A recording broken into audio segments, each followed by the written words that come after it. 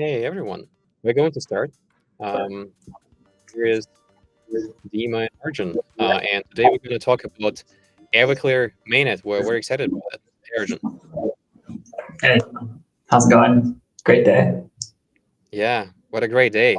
And yeah, it's been like more than 6 months since Everclear launched beta, and it's been a pretty wild ride. Obviously, a lot of stuff happened, right? How are you feeling, Arjun? Good. It's awesome to finally be here, right? So much of our mainnet beta has been when we kind of launched was like setting targets around what we thought was going to be the right quality that we needed to hit in order to launch full mainnet, and then just like aggressively going after those targets in our data as much as possible. And so getting to this outcome, getting to the point where we're like, okay, we feel like we have actually battle tested this system and that it's ready for like real usage, it's ready for prime time. It's awesome. It's an awesome feeling. Yeah, that's true. That's true. And I think today it's worth kind of walking again through the problem that we're trying to solve as well as our pretty unique approach in addressing that. So I think listeners will spend the next 5 minutes just recapping what are we building here and why, and then we'll talk more about the full mainnet and what does it mean for everyone and like what might come after, and we'll also have some time for a Q&A. Okay. Well, on this note, Arj, maybe over to you to quickly talk about the problem and, yeah, why are we building that? Yeah. Um, So a lot of this is hopefully recap for folks who have been following Everclear for some time, but I think these are problems that have not really gone away, and so I think they're still super prescient and super important for people to think about. And really, the big one is just fragmentation, right? Like we have all been talking about fragmentation now for years, and yet we are still nowhere. We're still not really solved. We have hundreds of rollups now that are live or going live. We've only grown and we're only continuing to grow the number of chains that exist, but getting between them is extremely challenging. For maybe the top 4 to 5 chains, like there's good bridge support, and you can kind of have this experience where you can go and use DeFi on any of these chains fairly easily. But there's still this like conscious step of having to bridge and things like that, which is not great. That's definitely something that other teams are working on. But then once you get past that, that list of the top, 4 to 5 chains, then things just get really messy. Like how do you get to some longer tail chain that has just launched?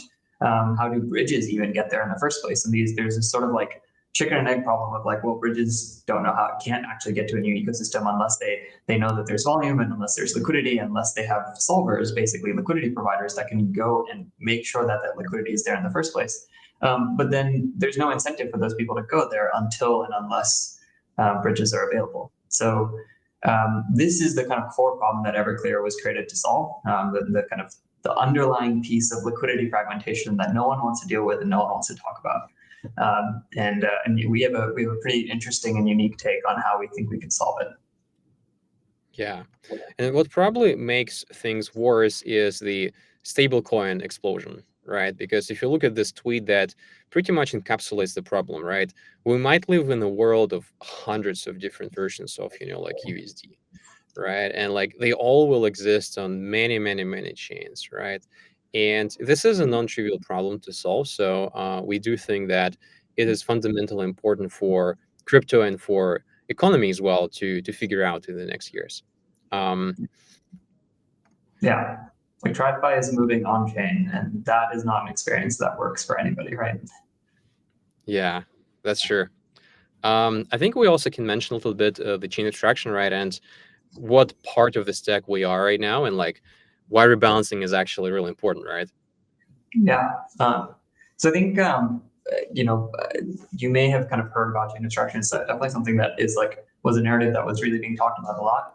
And there's a lot of projects that have kind of like launched into this space and are doing a lot of work to kind of put all of this, remove the need for users to have to think about all of this. And Everclear kind of sits at the center of this, or at least behind the scenes for a lot of the pieces here.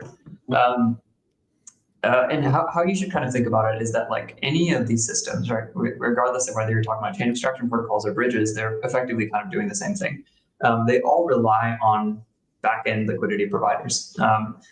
These days, most of these bridges are moving towards like dedicated liquidity providers. So instead of putting liquidity into pools, they're moving towards solvers, or like active, effectively market makers that are going and like giving liquidity to do a transaction when you bridge or you do some sort of chain abstracted thing across chains. But all these solvers have kind of a key problem, which is like for them getting liquidity to and from chains where they're filling transactions is itself basically the same problem that they're solving for users, right? So like if I'm a solver and I have I have filled a transaction on Arbitrum and I'm being repaid on like, I don't know, Abstract, right? How do I get my funds out of Abstract and back to Arbitrum is this interesting question. And nobody wants to solve this problem because it's just a really hard problem, right? So what ends up happening is users say, after why I don't want to think about bridging, I'm going to go use a bridge. The bridge is like, well, I don't have to think about liquidity. I'm going to go, have the solver figure this out. The solver is like, well, I don't really want to have to think about liquidity either. How do I rebalance? How do I actually get this to be economical? And usually what they're doing is they're just passing the hot potato over to someone else. This is why we kind of say it's sort of like a pyramid scheme today, where like nobody wants to deal with this like basically toxic order flow that is happening between chains, and keeps kind of passing the buck to someone else. And at the end of the day, like this is just an unsolved problem, right? Someone has to do this. Someone has to actually go and figure out how are we going to make the final movement of funds happen? In the same way that in traditional finance, someone has to, some entity or some protocol like Swift has to be the protocol that actually makes banks do the final transfer of funds, right? Otherwise, the payment doesn't happen. Yeah, that's true. And like to give an example of how big of a problem it is right now. So imagine you're a solver and you want to bridge or rebalance USDT with size. So this is a dashboard that can really show you that you will pay like 10 and sometimes even more bips. And given that solvers usually make like 1 to 3 BPS per transaction, it is incredibly expensive. And you as a solver, you would really struggle with your economics. So this is why it is fundamentally a bottleneck right now to scale the whole chain abstraction and intense bridging and really figure out this whole fragmentation. But there is an insight, right, Arjun? Yeah. So the key kind of insight for us, and a little bit of context here, right? So we kind of discovered this problem several years ago because we built our own intent-based bridge back in 2020, 2021. And this was one of the first bridges in the space. And we ran into exactly the same problem that everybody else is running into today, which is like our solvers were going and filling transactions, and then their funds are getting out of balance, and then they were having to figure out how can they rebalance their funds. And we realized that this was actually the core problem. That's like building the rest of the intent pieces were not that difficult, but this was the core problem that we had to solve in order to make the system work. And so after several years of just like trying a bunch of different things, what we kind of realized was that there isn't just like a silver bullet solution to this, for the same reason that there isn't a silver bullet solution to fragmentation in general, right? But what you can do is reduce the impact of this problem, right? And like, so our new hypothesis has basically been, maybe there's no single solution that solves this problem for everybody, but if you can make this problem cheap enough, it probably doesn't matter anymore.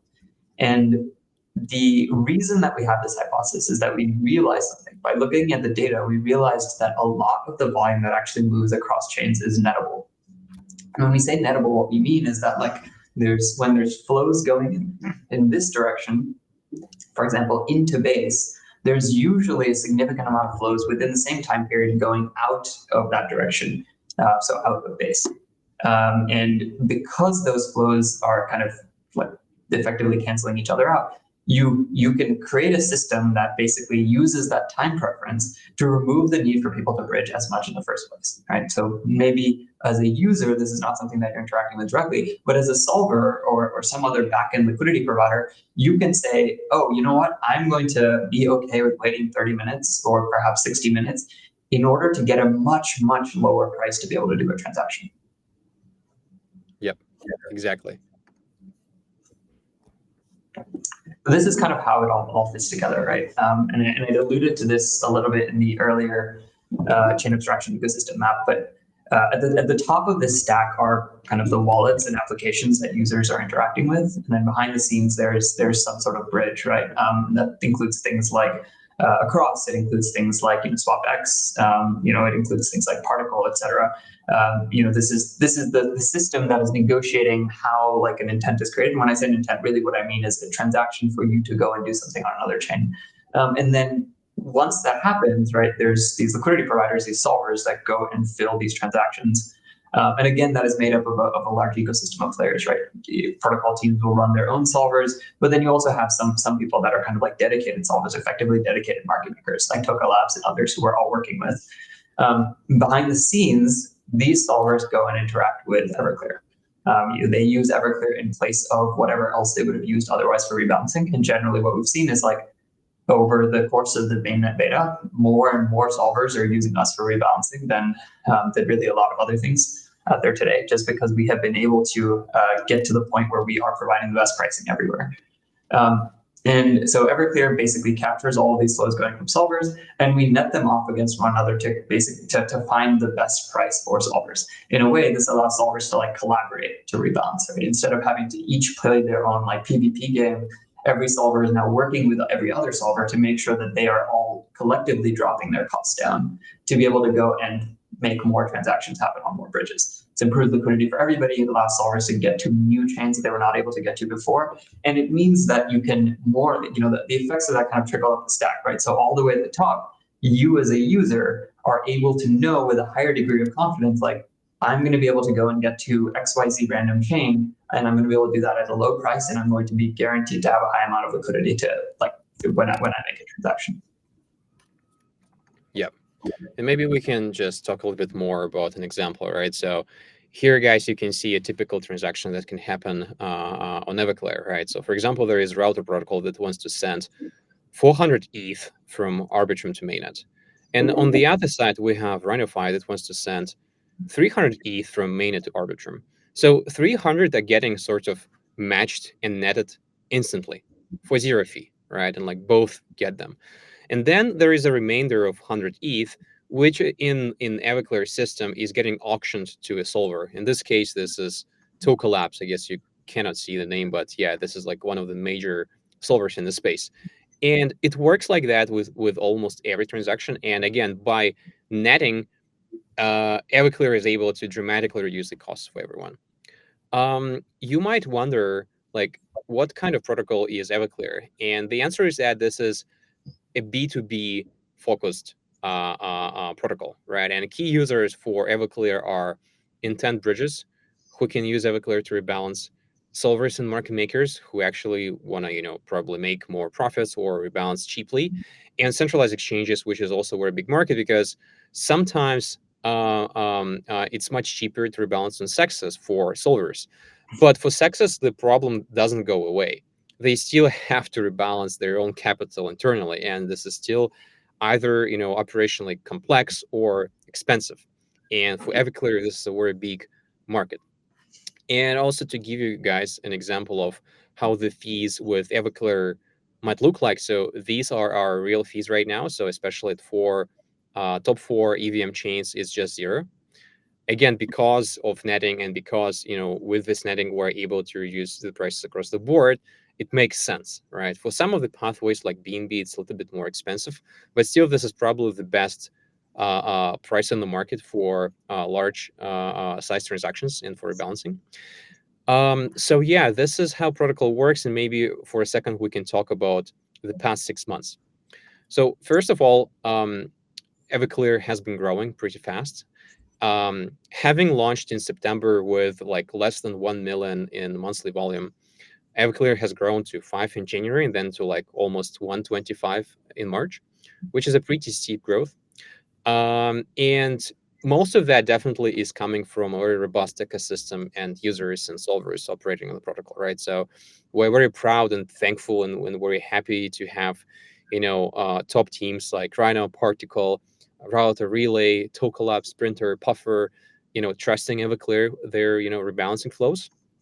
And we also do see that this momentum is getting accelerated, right? And obviously, like we have fantastic partnerships such as Hyperlink that is powering Everclear's messaging, Gelato, and a bunch of other teams. I think on that note, we can switch to actually the exciting part, right? And what is new in the full mainnet? Arjun, wanna share some here? Yeah. So up until now, our focus has largely been centered around EVM chains. This is partly because like it was sort of easy to build integrations into EVM chains with the way that the protocol works today. In fact, you can kind of see this from like January, February this year, where we launched over a dozen chains in a couple of weeks. And this is definitely like a pathway that we're planning to continue going down as we see the opportunity grow for EVM chains. But I think like it's also becoming clear that there's a huge opportunity outside of the EVM ecosystem as well, especially as like more of these institutions come on chain, and in the long term, our hypothesis is that like more and more big players will want to either build their own custom VMs or build their own custom app chains. And so I think a big piece of like our thesis at Everclear is we need to build a system that can go everywhere. And so today we're taking the first step towards this. We're launching support for Solana as the first non-EVM chain, as this sort of early pilot to understand, how like non-EVM chains work with our ecosystem. But we're already kind of doing work on a bunch of other non-EVM ecosystems that are in the pipeline, and this includes some of the things that are listed here, right? So Tron, Hyperliquid, the Eclipse SVM chains. We're looking at Celestia ecosystem chains. We're looking at Mega ETH and a bunch of other things. Yes, Everclear will be everywhere, and it is designed to be a system that can go everywhere, because that's kind of the whole purpose of why we exist. Yeah, exactly. And I guess coupled with that is the pricing superiority, right? So we already announced zero fees last week, and we want to underscore that more and more pathways on Everclear will be like either near zero or just zero. And Solana for WETH and USDC is also free for the next, I guess, 1-2 weeks. So guys, please take care. Please take this advantage and really make sure that you can rebalance in the best possible way. And what is also important here is the huge improvement in the settlement and reliability of the protocol. So compared to Q4 last year, right now, like literally most of the transactions are getting settled within an hour, which is amazing. And I guess over the past week, the protocol has seen another kind of steep improvement. So please, if you do rebalance, let us know your feedback, because yeah, the team is and contributors are working extremely hard to make sure that the settlement is continuously improving. And related to that, right now there are no limits on rebalancing, because on certain pathways and certain assets, the protocol did have certain limits before. For example, like on Blast to Mainnet.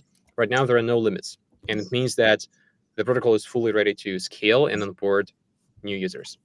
So these are the news. Right now, we can slowly switch to Q&A. There is a chat, and if you have a question, feel free to drop it there, and we'll be happy to answer. But before we do that, I have a few questions to Arjun. Arjun, question one: are there any exciting developments that probably you or we can share with people? For example, some Everclear plans in Q4 that probably hasn't been fully announced yet, or anything that you're particularly excited about? Yeah. So there's a lot of stuff. I need to figure out what we can and can't share. I think that as we kind of talked about earlier, I think chain expansion is going to be a big focus now going forward. We really see the opportunity to expand to a lot of these new ecosystems. And then I think another kind of big focus is going to be partnering really deeply with a few ecosystems. Can't really say a lot here, but like if you kind of look out at what all the chain ecosystems are doing today, most of these chain ecosystems, that includes sort of things like arbitrum optimism, so like rollup clusters, includes like D8 providers, includes like rollup as a service frameworks, right? All of these clusters are trying to think through interoperability, and they're recognizing that interop is a key part of how they can like actually grow and make sense as a place to deploy for like the users that they're trying to onboard, which is frequently like large TradFi or CFI organizations. And all of them are kind of coming to the conclusion that intents are the solution for interoperability today, right? Intents are how we can fix interop today to a point where it's good enough that people can use it for DeFi. And then, in the long term, we can figure out like synchronous composability and stuff like that.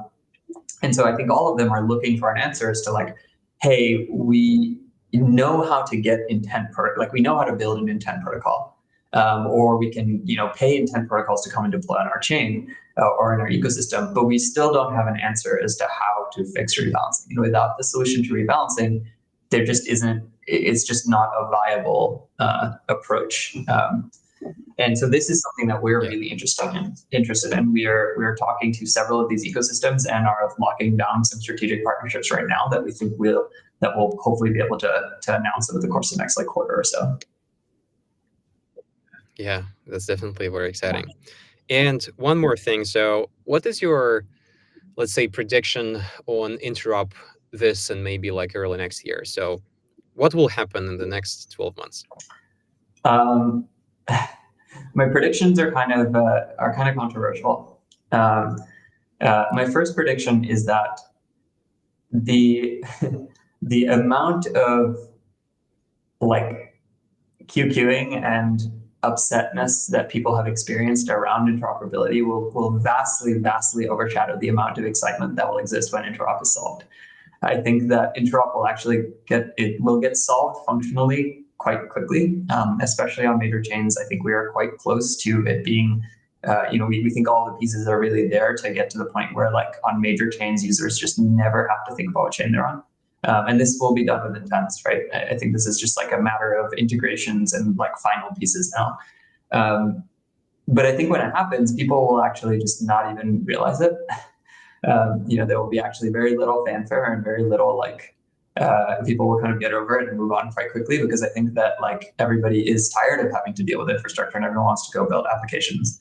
And I think that's a good thing, right? I think like the fact that if we do accomplish an outcome where interop gets solved with a little like not with a bang but with a whimper, then I think that's actually a good outcome, because it means that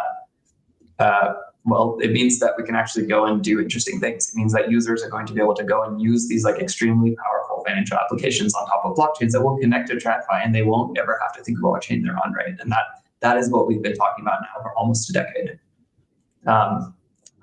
Yeah, that's true. The other kind of prediction that I have for interop is that I think that there's going to be a lot more like partnership and consolidation going forward, because I think that there is.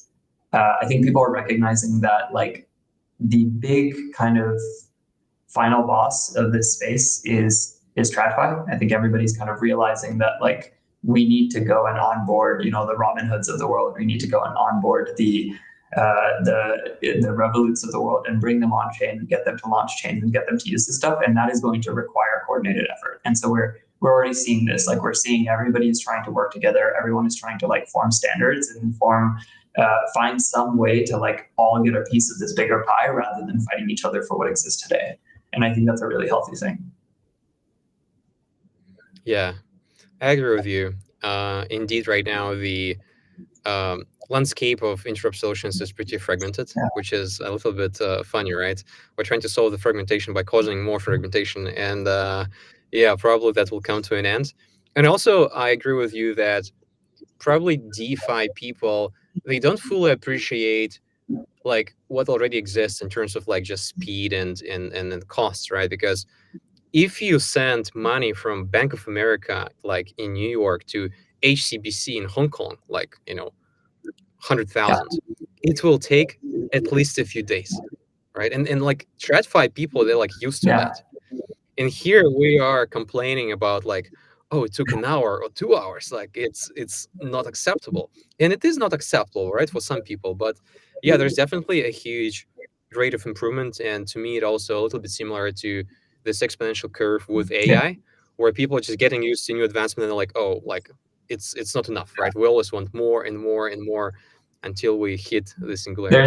There's this like interesting thing that happened in like 2020 where pre 2020 2021 like DeFi existed, and like the numbers that existed in DeFi were just so much smaller, right? Like everyone was like, oh my god, I have 10 to 100 million dollars in TVL. That was like crazy at the time. And then all of a sudden everything exploded, and like everyone's expectations just immediately adjusted upwards, right? All of a sudden we went from like 10 to 100 million is like a like huge protocol to like this, nothing is huge unless it's at like $10 billion in TVL or something crazy like that, right? And I think we're actually going to have another one of those shifts probably within the next year. I think we're going to suddenly go from like, oh, this protocol has $10 billion in it, or like this bridge is doing $1 billion in volume, to, and like that is a top bridge, to being like, you know what, anybody that is in this space, like if you're a serious contender, you are doing 10+ billion a month at least, right? Because like we are just really do not think about the size and scale that exists with TradFi. The fact that the technology is now there, able to actually service that, is awesome. But like the liquidity and things like that are Yeah. pieces that like now we're starting to be like, hey, things like Everclear need to exist to actually get there. Yeah, 100%. Yeah. Okay. Well, I see we got some questions. So that's a great question, right? How does Everclear make any money or revenue, and what's the value accrual for the broader ecosystem of stakeholders? So Everclear is charging fees, of course, for some of the pathways like Arbitrum to Mainnet or top chains. It is zero right now, but it is higher on the longer tail of chains, and especially when it comes to L2 to L2. Some of the pathways that are just not supported by anyone, and they're supported by Everclear, right? This is where Everclear is charging some fees. They are generally like best in the market, but because of this like unique netting technology, it has some room for like lower fees while still maintaining some margin. And the mechanism that is in place right now is 75% of all the fees that will be generated by the protocol will go to buy back the token from the market. So this is kind of one, let's say, direct benefit, and 25% will go to staking rewards. So people who go and stay clear to receive VB clear, they will be getting some additional incentive, which we see is pretty helpful because more and more people, they actually go and stay clear right now, which is amazing to see. So Yeah. yeah, um, great. Well, I guess this is the end of our live stream, and thank you so much for being with us. And stay tuned. And also, guys, please join Everclear Telegram community. So there is like a link in the Twitter kind of bio. There is a link tree that you can click, and then there is a link to the Telegram community. And yeah, follow the news. Awesome. Bye, Thanks, Arjun. everybody. Bye all.